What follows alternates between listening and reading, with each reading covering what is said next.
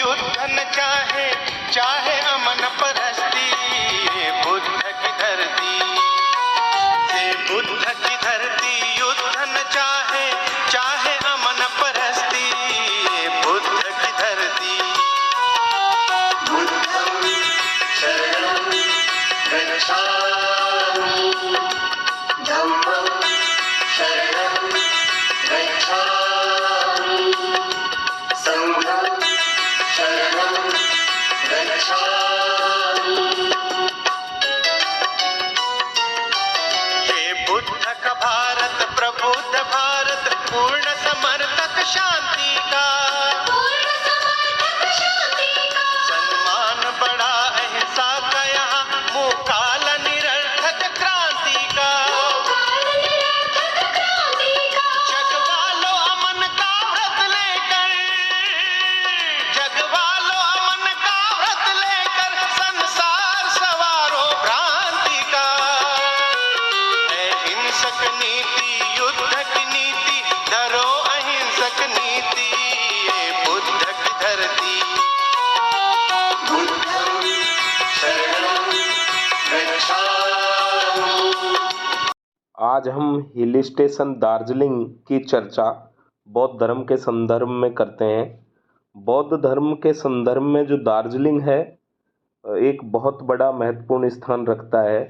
वैसे तो दार्जिलिंग का हर हिस्सा महत्वपूर्ण है सभी तरह से, क्योंकि जो हिल स्टेशन है सभी जगह व्यू पॉइंट है, और व्यू पॉइंट के साथ साथ बहुत महत्वपूर्ण जगह हैं, गार्डन है, हिल हैं, पहाड़ियाँ हैं, और बतासिया पुल है, टॉय ट्रेन है, और इसी तरह से आप देखोगे कि एक टाइगर हिल है जहाँ से आपको कंचनजंगा दिखाई देता है।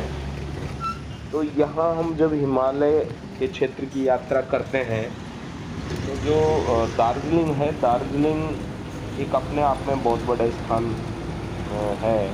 आप देख रहे हो इस जगह आपको साइड में बहुत बड़े बड़े पर्वत श्रृंखलाएं, पर्वतों पर चाय के बागान, जो एक तरह से बहुत बड़े बड़े बागान हैं।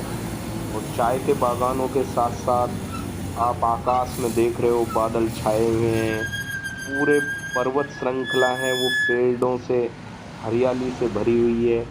आपको आकाश में जो बादल हैं, बादल बिल्कुल नीचे आपको नीचे दिखाई देते हैं, हम ऊपर आसमान नीचे, ये नज़ारा आपको यहाँ पर देखने को मिलेगा। ये आप देख रहे हो चाय के बड़े बड़े बागान हैं, और चाय के बागानों के साथ साथ अन्य बहुत सारे पेड़ हैं। बहुत अच्छा एक तरह से स्वर्ग का नज़ारा यहाँ दिखाई देता है, जो मन और तन को सुहाता है। दार्जिलिंग की हम जो चर्चा कर रहे हैं वहाँ हम मुख्य रूप से बौद्ध धर्म के संदर्भ में चर्चा करते हैं। बौद्ध धर्म के संदर्भ में देखा जाए तो दार्जिलिंग जो नाम है इसका नाम पहले दार्जिलिंग था, जो अंग्रेज़ों ने बाय मिस्टेक दार्जिलिंग कर दिया। ये टॉय ट्रेन है, टॉय ट्रेन की यात्रा की जा सकती है यहाँ, जो एक ऐतिहासिक टॉय ट्रेन जो बहुत ही हिमालय टॉय ट्रेन के नाम से जानी जाती है।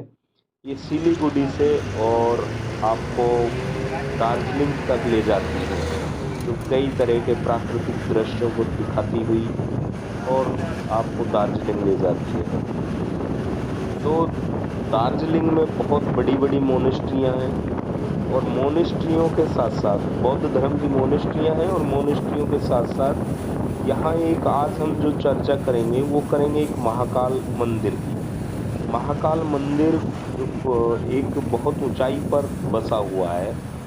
यहाँ महाकाल मंदिर जब हम जाते हैं तो ये चौक आपको दिखाई देगा, उसके नीचे ये स्टेचू लगी हुई है।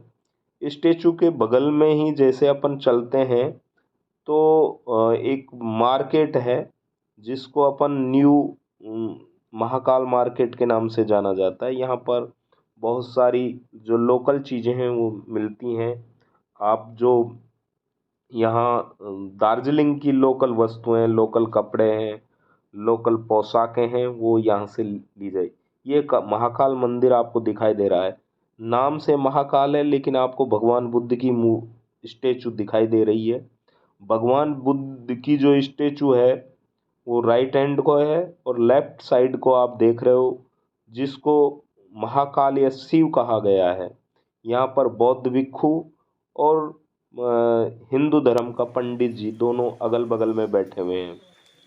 ये भगवान बुद्ध की जो स्टेचू है वो बड़े आकार की है, और उसके नीचे एक समाधिस्थ जो दिखाई देता है उसको शिव कहा गया है।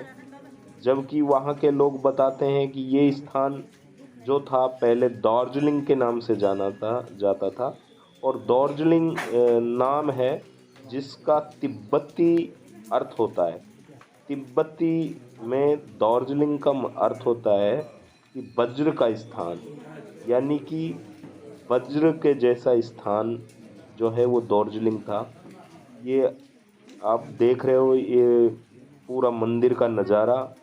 यहाँ पर भगवान बुद्ध की स्टेचू है, और नीचे एक जैसे समाधिस्थ होता है विपश्यना में बैठी हुई मूर्ति है जिसको शिव कहा गया है, शिव का रूप दिया गया है।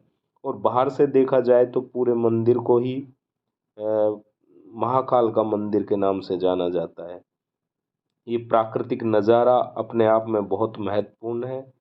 लेकिन जितनी भी आप देखते हो जो भी भगवान बुद्ध के प्राचीन मंदिर हैं उनको किस तरह से आज हिंदू मंदिर के रूप में पहचाना जाता है, जबकि जो भी प्राचीनतम है, प्राचीनता दिखाई देती है इससे कि जब भी खुदाई में जमीन में कोई चीज़ निकलती है तो वो प्राचीन मानी जाती है। लेकिन हम देखते हैं हिंदू धर्म के जो मंदिर हैं उन पर प्राचीन लिखा हुआ होता है, और जो भगवान बुद्ध के मंदिर हैं जो ज़मीन में खुदाई के बाद निकलते हैं उनको प्राचीन नहीं कहा गया है। तो ये अपने आप में एक छोटी सी यात्रा आपको दार्जिलिंग की दिखाई गई है। ये जापानीज टेम्पल है, एक बहुत ही सुंदर जापानीज टेम्पल। ये पीस पगोड़ा पीस पगोड़ा जो जापानीज टेम्पल के बगल में एक तरफ है, इसको पीस पगोड़ा है जहाँ भगवान बुद्ध की बहुत सारी स्टेचू हैं जो अलग अलग मुद्राओं में हैं। उनके अलग अलग स्तर को दिखाती हैं, जिस तरह ज्ञान प्राप्ति है, धम्मचक्र प्रवर्तन है, और जब वो महापरिनिर्वाण प्राप्त करते हैं वो सभी स्टेचू के माध्यम से इस पीस पगोड़ा पर चारों तरफ दिखाई गई हैं। ये बहुत ही शानदार, बहुत ही सुंदर और बहुत ही शांति की जगह है, जहाँ पर बहुत सारे आपको बौद्ध धर्मावलंबी यहाँ पर विपश्यना के लिए, साधना के लिए आते हैं और धर्म सीखते हैं। तो हम देखते हैं कि दार्जिलिंग का जो स्थान है, दार्जिलिंग जो है वो बौद्ध धर्म के अनुयायियों से भरा हुआ है, और यहाँ बहुत दूर दूर से लोग बौद्ध धर्म को देखने के लिए आते हैं, बौद्ध टेम्पलों को देखने के लिए आते हैं, और बौद्ध मोनेस्ट्रियों में अध्ययन भी करते हैं। बहुत सारे देश विदेशी लोग आपको यहाँ बौद्ध मोनेस्ट्रियों में अध्ययन करते हुए नज़र आ जाएंगे। और यहाँ पर बहुत सारे ट्रेनिंग सेंटर हैं जो बौद्ध धर्म की शिक्षा दीक्षा देते हैं, और बौद्ध धर्म को गहराई से जानने का यहाँ पर मौका मिलता है। ये बतासिया लूप है जहाँ पर टॉय ट्रेन आकर के घूमती है। ये बहुत ही सुंदर स्थान है, और आप देख रहे हो यहाँ जो लोकल वस्तुएं हैं जो तिब्बतियन है उस तरह की सारी चीज़ें, पोशाकें यहाँ पर मिलती हैं। ये स्टेशन के पास की जगह है। इसके बाद आप देख रहे हो ये गार्डन है। ये बतासिया पुल है, वहाँ पर बड़े बड़े अच्छे जगह है। ये लिखा हुआ जो दार्जिलिंग का एक तरह से हार्ट कह सकते हैं इसको, बहुत ही सुंदर जगह है, देखने को लायक है। यहाँ से आप पूरे दार्जिलिंग का नज़ारा ले सकते हैं। पूरा दार्जिलिंग स्पष्ट दिखाई देता है। यहाँ से कंचनजंगा भी दिखाई देता है और कंचनजंगा को यहाँ से देखा जा सकता है। इसके अलावा दार्जिलिंग के सभी मोनेस्ट्रियाँ, सभी व्यू पॉइंट यहाँ से आप देख सकते हो। तो एक तरह से हम ये देख सकते हैं कि दार्जिलिंग का बौद्ध धर्म से बहुत बड़ा संबंध है। ये मार्केट है जहाँ से आपको बसें मिलती हैं, टैक्सियाँ मिलती हैं। दार्जिलिंग का मेन मार्केट जहाँ से बहुत सारी